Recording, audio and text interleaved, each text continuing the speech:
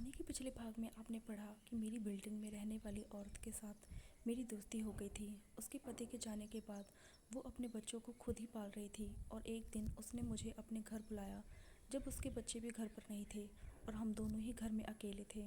उत्तेजना में आकर मैंने उसके पैर पर हाथ रख दिया और वो घबराकर उठ गई। फिर मैं वहाँ से निकल आया। अब आगे। उसके घर से आने के बाद मैं अपने रूम पर आ गया था। मैं अपनी हरकत पर शर्मिंदा हो रहा था, इसलिए ध्यान को पटाने के लिए मैं यहाँ वहाँ की बातों में अपने मन को लगाने लगा। दोपहर के 1 बजे का समय हो चला था और मैं नहाकर बाथरूम से निकल आया था। मैंने अपनी कमर पर तौलिया लपेटा हुआ था। मैंने सोचा कि कपड़े पहनकर बाहर खाने के लिए जाऊँगा, लेकिन तभी दरवाजे की बेल बजी। मैंने सोचा कि मेरे रूम पर कौन आ सकता है, क्योंकि मेरी तो किसी से ज़्यादा बोलचाल भी नहीं है इस बिल्डिंग में। मैंने दरवाज़ा खोला तो सामने कविता जी खड़ी हुई थी।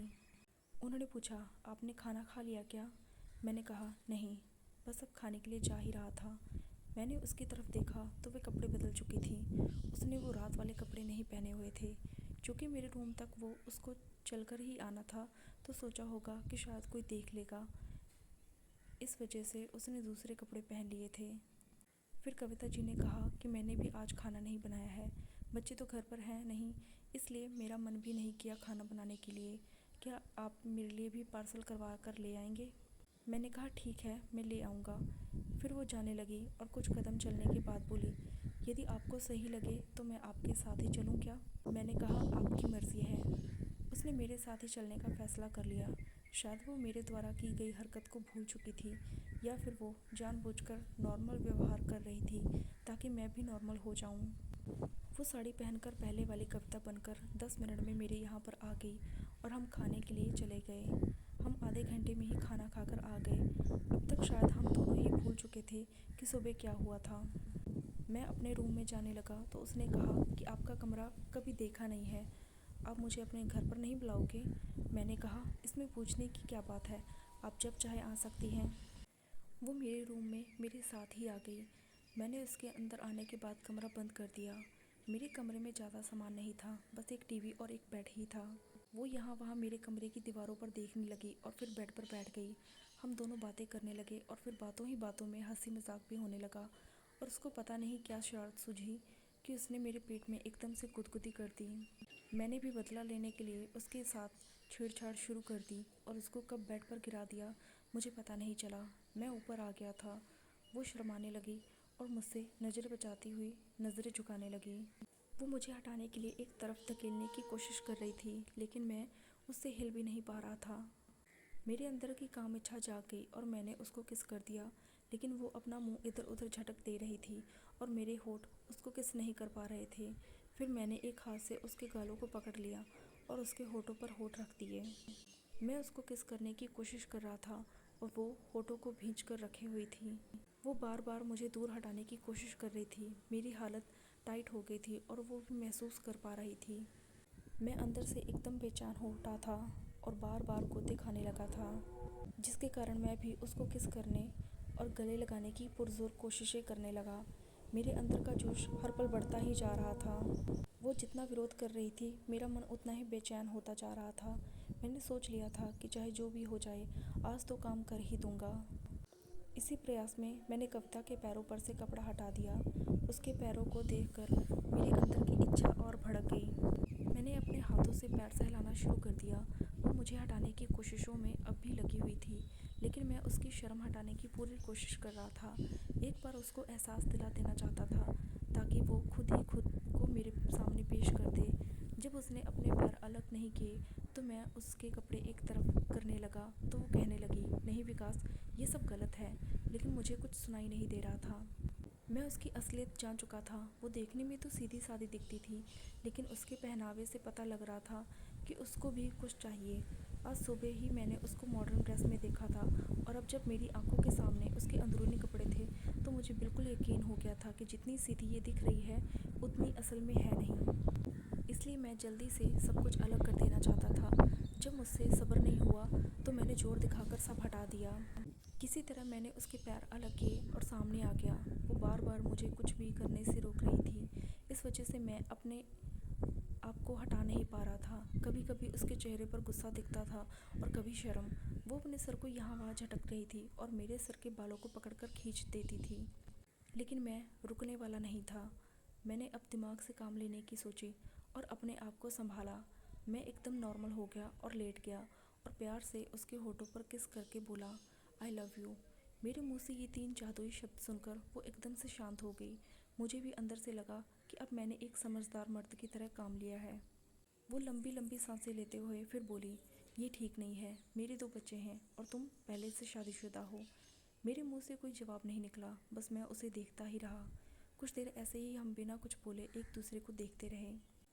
अगले ही पल जब मैं उठने को हुआ तो उसने ऐसे पकड़ा मुझे जैसे मुझे रोकना चाह रही हो। लेकिन मैं उठने की कोशिश करने लगा क्योंकि मुझे मेरी गलती का एहसास हो गया था। मुझे उसके साथ इस तरह से जोर आजमाइश नहीं करनी चाहिए थी। इसलिए मैं अब शांत होने की कोशिश कर रहा था और अपने किए पर पछता रहा था कि मैंने ये क्या बेवकूफ़ी कर दी कि एक औरत को पढ़ नहीं पाया, समझ नहीं पाया। इससे पहले भी मैंने कई लड़कियों के साथ काम किया था, लेकिन वो एक शादीशुदा औरत थी जिसका पति नहीं था और मुझे उसके साथ अपनी काम इच्छा के वश में होकर इस तरह ज़बरदस्ती नहीं करनी चाहिए थी। औरत कभी भी खुलकर नहीं कह पाती है कि वो क्या चाहती है। मैं उठने लगा तो एक बार उसने मुझे रोका। मैंने दोबारा से उसको किस करने की कोशिश की, लेकिन उसकी शर्म नहीं खुल पा रही थी। शायद चाहती तो वह भी थी कि मैं उसके साथ ये सब करूं, लेकिन वो सारा का सारा इल्ज़ाम मेरे सर पर रखना चाह रही थी। मैंने उसको आई लव यू कहा और उसे कई बार किस करने की कोशिश की। अब मैं भी जान चुका था आग तो दोनों तरफ लगी हुई है, इसलिए मैंने उसको किस करना जारी रखा। वो बार बार मुझे ना करती रही, लेकिन उसकी हर ना में मुझे हाँ छुपी हुई दिखाई दे रही थी। मैं उम्र में उससे छोटा ज़रूर था, लेकिन औरतों के बारे में इतना अनुभव तो था, मुझे भी हो चुका था। मैं उसके गले पर किस करने लगा, उसके कंधे पर किस करने लगा। मैंने किसी तरह अपने कपड़े को हटाया। वो बोल तो कुछ नहीं रही थी अब, लेकिन अपने हाथ पांव से मुझे रोकने की कोशिश कर रही थी। मैंने भी पूरा जोर लगाकर उसके दोनों हाथों को उसके सिर के पास ऊपर बिस्तर पर रखा और एक ही हाथ से उसे जकड़ कर रखा। अपने लिए जगह ढूंढने लगा। मैं तो पहले से ही उसके पैरों पर गिरा हुआ था। किसी तरह मुझे जाने का रास्ता मिल ही गया और मैंने कोशिश शुरू कर दी। एकदम से वो तिलमिला उठी, मेरे सिर के बालों को पकड़कर ऐसे खींचने लगी कि जैसे मुझे मार ही डालेगी। मैं भी जोश में था तो मुझे कोई खास फर्क तो पड़ नहीं रहा था, पर मुझे दर्द होने लगा था। मैं समझ सकता था कि उसे भी ऐसा ही लग रहा होगा, लेकिन वो मुझे आगे बढ़ने भी तो नहीं दे रही थी। फिर मुझे एक तरकीब सूझी। मैंने उसके पेट पर गुदगुदी कर दी और जैसे ही वो उछली मेरा काम बन गया। वो चिल्ला उठी, लेकिन मैंने उसी वक्त अपने होठ उसके होठों पर रख दिए। उसका हल्का फुल्का विरोध भी शांत पड़ गया और उसने अपने आप को छोड़ दिया। फिर वो बोली, तुम हट जाओ, अब परेशान कर दिया है मुझे। मैंने सोचा कि अब ये तैयार हो गई है और अब कोई परेशानी नहीं होगी। फिर मैंने मौका देखकर झटाक दे दिया। मुझे समझ आ गया कि काफ़ी देर से मन तो इसका भी कर रहा था, लेकिन बस ये शुरुआत मेरी तरफ से चाह रही थी।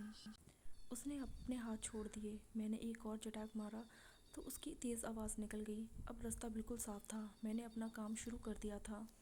मुझे नहीं पता कि वो कैसा महसूस कर रही थी, किंतु मैं अपनी मस्ती में काम कर रहा था। शायद पति के जाने के बाद उसने बहुत अकेलापन झेला होगा। मैं मस्ती से अपना काम करता रहा और 5 मिनट के बाद वो खुद ही काम में मेरा साथ देने लगी। मैंने आसपास को ध्यान में रखते हुए टीवी चालू कर दिया। कविता की आवाज़ बाहर जाने से रोकने के लिए उसने काम में अब पूरा साथ देना शुरू कर दिया था। सच में आज ऐसा लग रहा था कि मानो कोई जन्नत की परी मिल गई। 15 मिनट तक ऐसे ही हम मिलकर खेलते रहे। फिर मैं थक गया, लेकिन काम को बंद करने के मूड में अभी भी नहीं था। वो भी कहने लगी थी, बस अब रुक जाओ, लेकिन मुझे लगा कि मेरा काम होने वाला है, इसलिए मैं जल्दी जल्दी काम करने लगा। मेरे अंदर झंझनाहट सी भर गई। मैं अपना काम ख़त्म कर चुका था। काम से फ्री होकर मैं एक तरफ बैठ गया। मैंने अपनी आंखें बंद कर ली और राहत की सांस लेने लगा। ऐसी औरत मुझे कभी नहीं मिली थी। कुछ देर बाद उसने धक्का देकर मुझे दूर हटाया और एक किनारे कर दिया। मैं ऐसे ही आंखें बंद करके लेटा रहा। जब मेरी आंख खुली तो वो उठकर जा चुकी थी। नीचे ज़मीन पर अभी भी एक कपड़ा पड़ा था, मगर उसके जाने के बाद मुझे बेचैनी सी होने लगी। मैं सोच रहा था कि आखिर वो मुझे इस तरह से बिना कुछ कहे क्यों चली गई। मेरे ख्याल से तो मैंने उसके साथ कोई ज़बरदस्ती नहीं की थी। जो भी आज हुआ था उसमें उसकी भी सहमति थी, लेकिन फिर उसने ऐसा क्यों किया? कहीं कोई कमी तो नहीं रह गई मुझ में। वो तो पूरी तरह से मेरा साथ दे रही थी, मगर शायद उसका काम ख़त्म नहीं हुआ था। मैंने तो अपना काम कर लिया, लेकिन उसके बारे में तो मुझे ख्याल ही नहीं आया। मैं बेड पर पड़ा हुआ यही सब सोच रहा था। बार बार लग रहा था कि जैसे कुछ रह गया है। मैं उठा और अपने कमरे से बाहर निकलकर उसके कमरे की तरफ चलने लगा। दोपहर के 3 बजे थे और मैं जानता था कि उसके बच्चे आज शाम तक ही वापस आएंगे। मेरे अंदर उसको सोचकर फिर से करंट सा दौड़ने लगा था। अब उसके पास जाते हुए मुझे कोई डर या भय नहीं लग रहा था। उसके कमरे के पास जाकर मैंने दरवाज़ा खटखटाया और उसने जल्दी ही दरवाज़ा खोल दिया।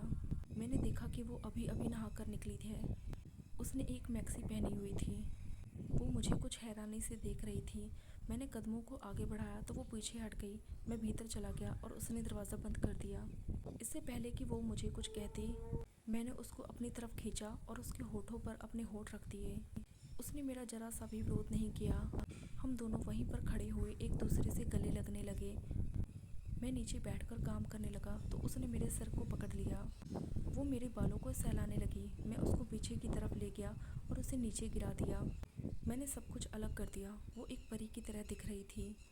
मैं उसको देखता रहा तो वो मुझे बोली, ऐसा क्या देख रहे हो विकास? मैंने कहा, मैंने आज से पहले ऐसा तराशा हुआ खूबसूरत इंसान कभी नहीं देखा। वो मेरी बात पर अंदर ही अंदर खुश होकर फूली नहीं समा रही थी। मैंने अपने अब तक के जीवन काल में बहुत सी लड़कियों और औरतों को देखा है, लेकिन कविता के जैसा नहीं। उसको देखकर ऐसा लग रहा था मेरे सामने कोई परी है। उसने मुझे कहा, कितना देखते रहोगे मुझे? मैंने जवाब दिया, आप मुझे रोको मत, जी भर कर देख लेने दो। बस आप खड़ी हो जाओ। मेरे कहने के मुताबिक वो खड़ी हो गई और जैसा मैं कह रहा था वैसे ही वो घूम घूम कर दिखाने लगी। उसे देखकर मुझे ऐसा लगने लगा कि क्या किस्मत पाई है मैंने आज। बहुत देर तक निहारने के बाद मैं उसके पास गया और उसके हाथों से पकड़कर अपने पास खींच लिया और अपना काम करने लगा। मैं तो पहले ही समझ गया था कि अब ये मेरे वश में है, इसलिए कोई जल्दबाजी नहीं की मैंने। थोड़ी देर में ही वो पागल होने लगी और मुझे कहने लगी, बस करो प्लीज़, बस करो। किंतु मैंने ठान लिया था कि आज इसको खुशी देकर संतुष्ट किए बगैर नहीं जाऊंगा। इससे पहले जो गलती की थी वो मुझे दोहराना नहीं चाहता था, और अगर मुझे आगे भी खुशी चाहिए तो इसे अपने काबू में करना ही होगा। उसका खेल ख़त्म होने वाला था। शायद तभी पूरी ताकत से उसने मेरे बालों को खींचना शुरू कर दिया। ये खेल ऐसे था जैसे हम दोनों कुश्ती खेल रहे हों। मैंने भी उस पर कोई रहम नहीं किया जब तक कि उसने मुझे अलग ना कर दिया। वो थक चुकी थी। मैंने दोबारा उसको पकड़ा और खेल फिर से शुरू किया।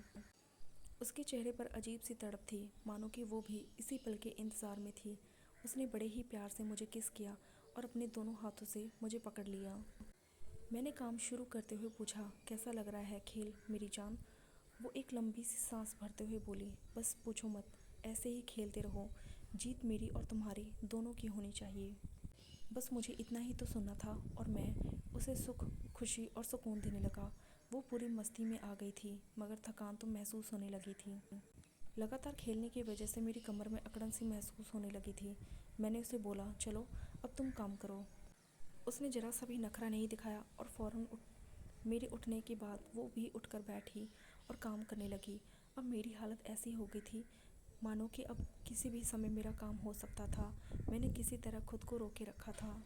कुछ देर के बाद उसने खुद ही बोला, कर लो काम जल्दी से, शाम हो जाएगी तो बच्चे आ जाएंगे। मैं उसकी बात को नज़रअंदाज करता रहा और काफ़ी देर उसे ऐसे ही परेशान करता रहा। वो कहने लगी, अब मुझे परेशानी हो रही है। कविता का अब मन भर गया था और वो थकान महसूस करने लगी थी। इस वजह से वो मेरा अब साथ नहीं दे रही थी। 5 मिनट में वो चिड़चिड़ी होने लगी और मुझे जल्दी काम ख़त्म करने को कहने लगी। मैं उसे थोड़ा और कहकर रोकता रहा। मैं बोला, बस काम होने वाला है, इसके बाद मैं चला जाऊंगा। थोड़ी ही देर में उसके चेहरे के हाव भाव और हाथों पैरों की हरकतें बदल गई। मैं समझ गया कि इसे बहुत मज़ा आ रहा है। उसकी ऐसी हालत देखकर अब मैं भी खुद को रोक नहीं पा रहा था। मैं पूरी ताकत लगाकर अपना काम करने लगा। मैं हल्की आवाज़ करते हुए गिर पड़ा था। मैं शांत हो गया, मगर कविता अभी भी शांत नहीं हो रही थी। 5 मिनट के बाद मुझे होश आया तो मैंने अपना सिर उठाकर उसे देखा। वो भी मुझे देखकर मुस्कुराते हुए शर्म सी महसूस कर रही थी। मैंने उससे पूछा, मज़ा आया या नहीं? उसने शर्माते हुए बताया, बहुत मज़ा आया। आज से पहले ऐसा मज़ा कभी नहीं आया था। ऐसा लग रहा है मानो तुमने मेरा सारा काम कर दिया है। बहुत सालों से जो खुशी नहीं मिली थी वो आज मिल गई। फिर उसने मुझे जल्दी से जाने को कहा। उसको छोड़कर जाने का मेरा मन अभी भी नहीं कर रहा था, लेकिन मुझे मजबूरन उठना पड़ा। अब मेरा रास्ता साफ हो गया था। अब मैं जब चाहूँ उसके साथ काम कर सकता था, लेकिन फिर भी मौके की तलाश तो करनी ही पड़ती थी। कुछ महीनों बाद मैं माता पिता के कहने पर अपनी पत्नी को यहाँ ले आया, मगर मैं चुपके से कविता के साथ मस्ती करने का बहाना ढूंढ ही लेता था।